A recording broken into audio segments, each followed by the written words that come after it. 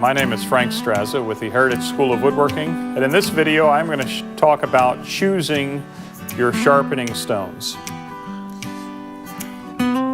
It may be confusing when trying to choose which sharpening stone system to use, and I want to try to clarify some of the confusion there and try to simplify the process for you. I'd like to talk about water stones. I've got some water stones here, and we've got oil stones, and I've got some diamond stones. Those are the three main systems that are available to you. There are some other systems as well, including sandpaper adhered to granite or glass, and even ceramic stones. But these are the primary systems that you're going to encounter when choosing your sharpening stones. The water stones, I'll talk about the pros and cons of each one of these stones.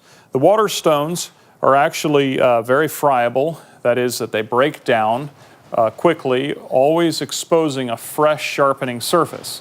So when you're sharpening, they sharpen quickly, but they often tend to hollow out rapidly because you're constantly breaking down the surface.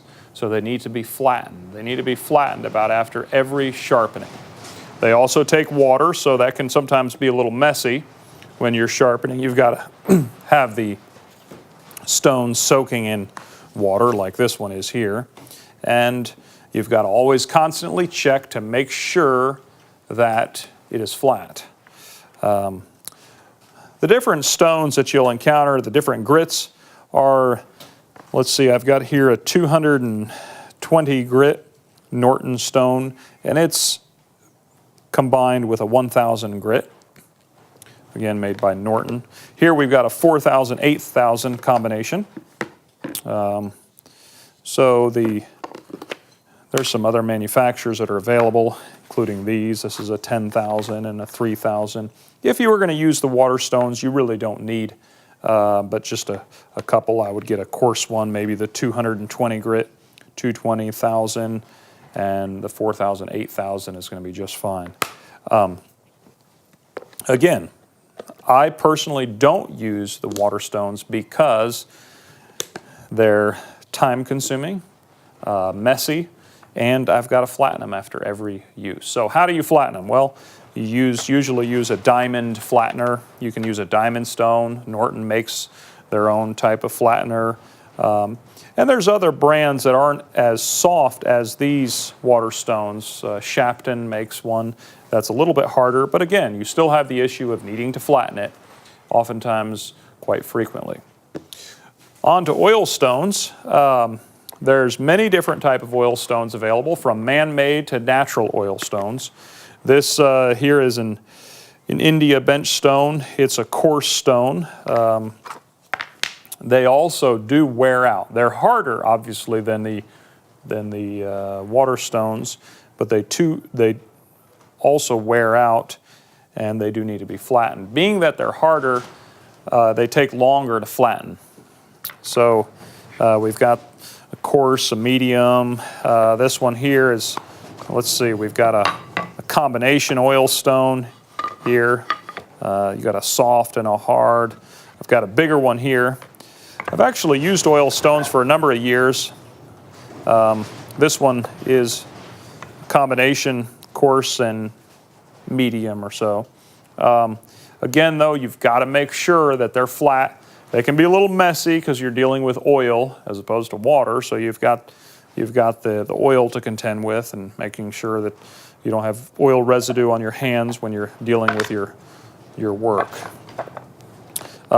This is the hard translucent oil stone, which is the finest oil stone that's made. There's also a hard black, that's also a natural stone. But the hard translucent is actually the finest, one of the finest of the oil stones, and it cuts very well too. So I'll show you, I actually use that frequently.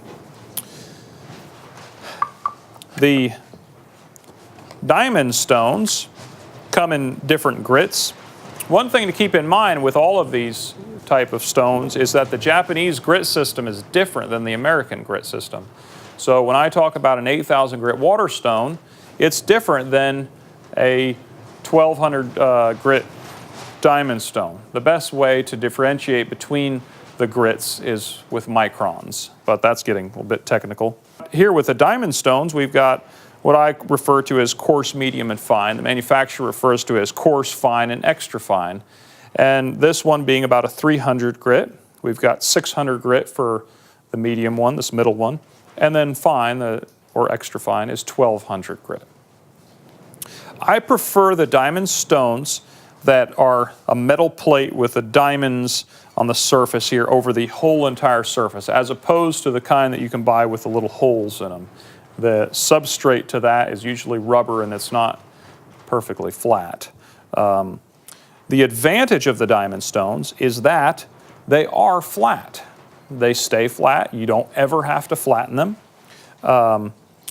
That's a big advantage for me. So when I'm sharpening, I don't ever have to worry about flattening my stones. I can just go from my work on the bench, go right over and sharpen a chisel in 2 or 3 minutes and get right back to work. As opposed to if I use the water stones, I would have to flatten the stone, I'd have to sharpen the chisel, I'd have the mess and all of that. So the downside to the diamond stones is that they don't refresh themselves. So when you sharpen, you're actually wearing away the diamonds. So after several years, the diamond stones will wear out and you pretty much have to throw them away.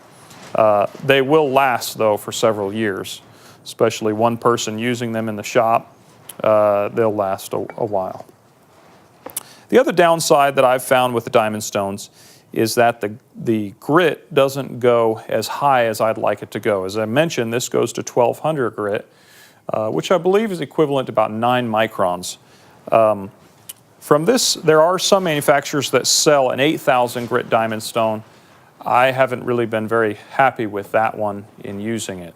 So what I've opted to do is to use a hard translucent oil stone after this 1200 grit diamond stone.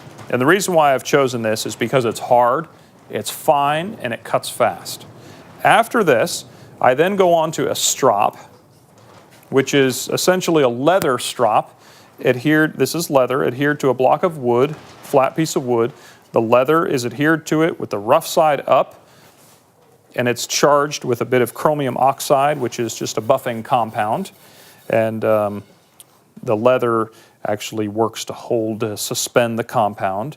And as you'll see in our other videos in this series, how we actually use these stones. One thing that I want to talk about in regards to sharpening, and again, we're going to cover this more in depth in our next video on this, and that is if you're flattening the back of a tool or sharpening a tool, if you're using a soft stone, such as a water stone, the stone is actually going to give to the inconsistencies of the tool. If you're using a diamond stone, the tool is going to have to give to the diamond stone because the diamond stone is very hard and it's going to remain flat, and if there's any slight inconsistency in the tool is going to have to give to the diamond stone. And we'll discuss this more in depth when we go over our chisel sharpening.